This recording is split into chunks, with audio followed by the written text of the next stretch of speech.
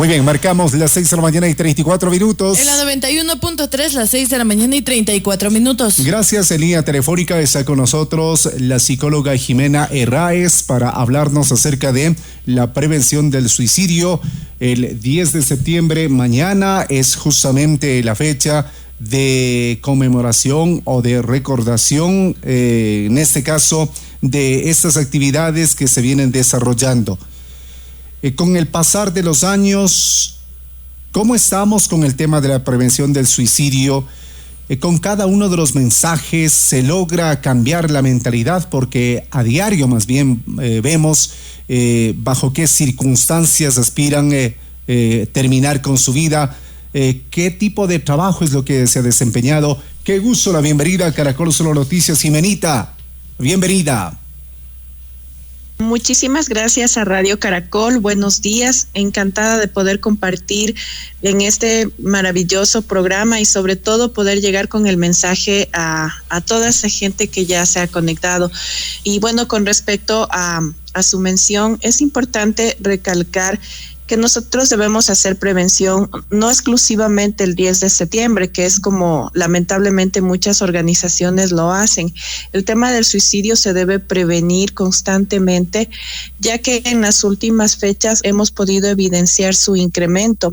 Entonces, una de las estrategias más importantes a nivel mundial, según la Organización Mundial de la Salud, es precisamente que los medios de comunicación puedan difundir estos temas, principalmente las señales de alerta, para que las personas puedan saber cómo intervenir a tiempo. Claro, lamentablemente por diferentes circunstancias a diario se presentan ese tipo de escenas. Y claro, dentro de las informaciones dice la policía llegó a tiempo y logró detener para que no cometan estos actos. ¿Qué hacer como sociedad? ¿De qué manera nosotros debemos vincular? O asimismo también a una persona vemos que está por ahí por el puente. ¿De qué forma podemos abordarle? ¿O cuál es el rol que podemos nosotros cumplir, Jimenita? Bueno, para eso es tan importante conocer sobre primeros auxilios psicológicos, así como tenemos conocimiento también cuando existe algún tipo de accidente o situaciones. Dentro de psicología nosotros también tenemos lo que es intervención en crisis básica, que sería dirigida no exclusivamente para psicólogos, sino para las demás personas. En este caso, la escucha activa es muy buena. Generalmente las personas que optan por el suicidio tienen un dolor extremo y quieren acabar con él. A veces necesitan solamente el acompañamiento, la escucha activa, que la persona tenga un seguimiento adecuado, porque a nivel mundial cada 40 segundos una persona intenta suicidarse o cumple con su cometido. Entonces sí es preocupante, y en nuestra provincia vemos como casi a diario tenemos casos de intentos de suicidio. Entonces debemos fortalecer las políticas públicas también en el área de salud mental. Debemos generar conciencia de que un profesional de psicología sí puede ayudar en casos en que la persona se vea afectada a nivel emocional. Entonces, mi estimado Milton, nosotros debemos darle prioridad a nuestra salud mental y no dejarla en el último plano, porque esto es lo que nos lleva finalmente a que la persona desencadene estos cuadros fuertes de afectación emocional y tome esta fatal decisión. Primeros auxilios psicológicos. ¿En qué consiste? Y todos estamos en la capacidad de adquirir estos tips para intentar abordar a la persona que está desesperada, mi querida Jimena. Así es. Primero que nada, parte de los primeros auxilios psicológicos es aprender a detectar los rasgos del perfil suicida, es decir, las señales de tipo verbal y las de tipo no verbal. Cuando la persona abiertamente le dice que no desea continuar con su vida, presenta alteraciones en su estado de ánimo, irritabilidad, la persona se aísla, ha dejado de comer, o por el contrario está comiendo en exceso, tiene problemas de insomnio, siente intranquilidad. Entonces esas son prácticamente señales visuales o señales verbales. Las señales no verbales es cuando la persona aparentemente se encuentra bien, pero tiene algún tipo de comportamiento, como por ejemplo publicar en sus redes sociales estados muy depresivos o por el contrario pasó alguna situación traumática que no la trabajó a tiempo y la persona cambia su pensamiento o deja de motivarse también en el trabajo o empieza a adoptar conductas de tipo muy riesgosa. Entonces, el primer paso es aprender a identificar este tipo de conductas, posteriormente brindar el acompañamiento. Si nosotros detectamos la alerta roja, es decir, la emergencia a nivel sanitario, es cuando la persona le dice abiertamente, incluso que ya tiene un plan para suicidarse. Entonces yo bajo ningún concepto puedo dejarle a esa persona. Tengo que hacer lo posible para que reciba la ayuda de un especialista y sobre todo que tome el tratamiento completo. Psicóloga, buenos días. Guillermo Guerrero les saluda. En este mismo tema, en esta última partecita, ¿qué tanta importancia les damos los familiares a aquellas personas que presentan estos síntomas, si cabe el término, y que podrían prevenirse? Sin embargo, en la práctica sucede de que alguien menciona de muertes, yo ya estoy cansada de la vida. Estás loco. Estás loco, ya no dejarás de hablar de esas cosas. Y hasta ahí llegamos. Y no le tomamos en cuenta, a lo mejor le escuchamos otra vez pronunciar o le vemos deprimido. ¿Qué te pasa? ¿Estás deprimido? Ya te ha de pasar, ya tranquilo, la vida es así mismo, hay que seguir adelante. Y hasta ahí llegamos. ¿Qué debemos hacer los familiares que de pronto miramos esta actitud en algún miembro de la familia, en algún amigo?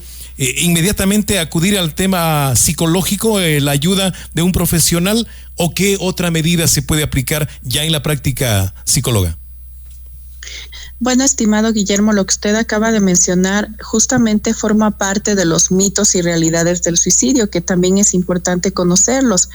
Muchas veces como padres o amigos pensamos que una persona que ya da una señal de tipo verbal lo hace únicamente por llamar la atención. Y no es así. Por eso es que hay tanta gente que lo ha dicho abiertamente, no prestamos atención y lamentablemente se quitó la vida. Entonces, una persona que goza de estabilidad emocional no va a evocar estas frases como querer quitarse la vida o presentar estos cambios de humor. Es importante darle el acompañamiento, sugerirle también a la persona que busque ayuda.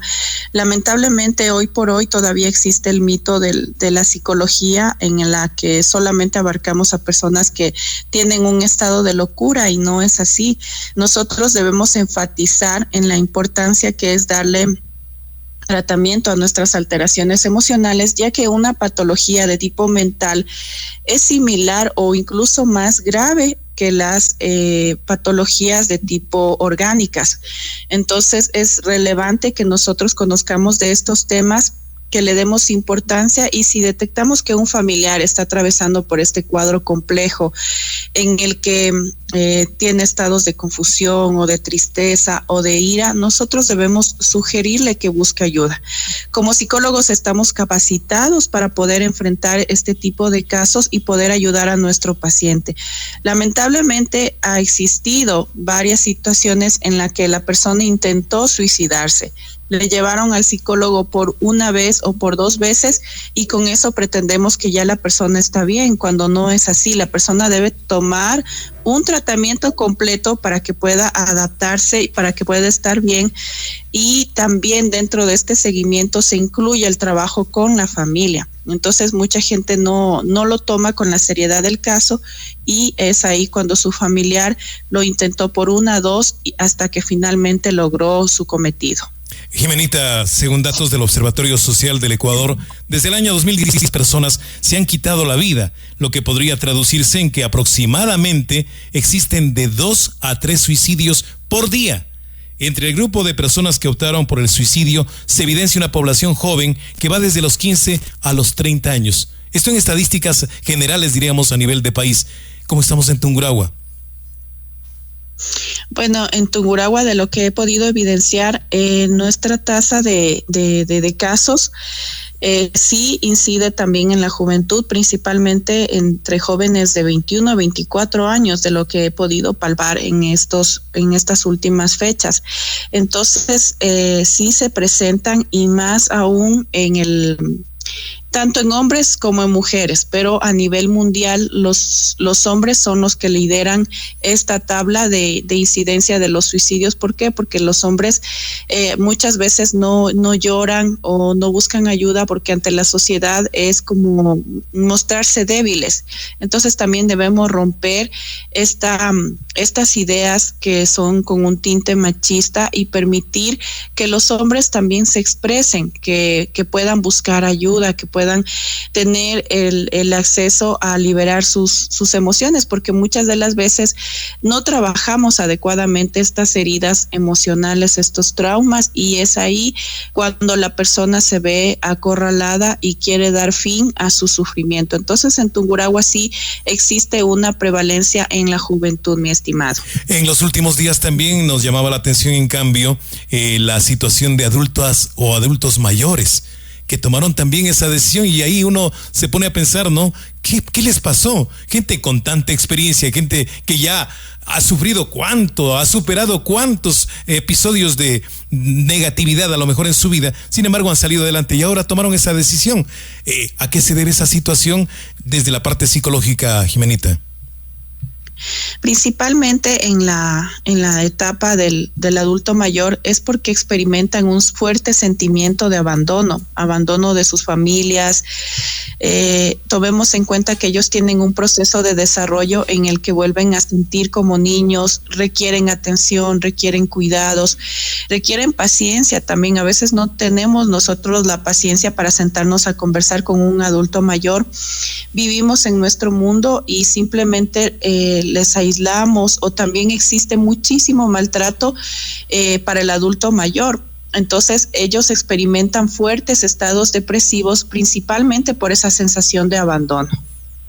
Doctora Jimena Herráez, muy buenos días, le saluda Estefanía Rivera. En cuanto comprende también a las estadísticas que usted mencionaba sobre los jóvenes, puede también incidir en esta época de pandemia que muchos de ellos, niños, jóvenes, han perdido familiares, han perdido padres, madres, hermanos, tíos, y eso también irrumpe a que caigan ellos también en la depresión. ¿Qué podemos hacer? ¿Qué podemos decirles también a nuestros niños y jóvenes? Así es, mi estimada Steffi. Bueno, según estudios es también por la pérdida de padres de familia, pero también hay muchos casos en que jóvenes y niños han dejado sus estudios por no tener los recursos para poder adaptarse a esta nueva tecnología.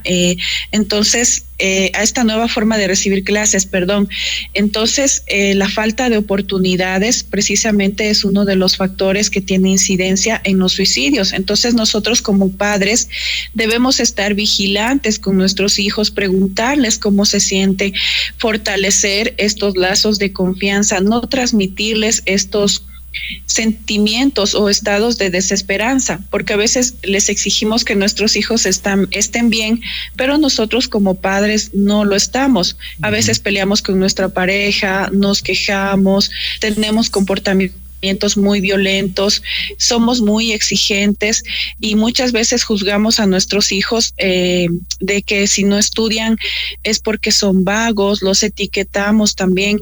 Entonces ellos están formando también su salud mental, están también fortaleciendo los rasgos de personalidad. Entonces es importante aquí que la dinámica familiar sea funcional.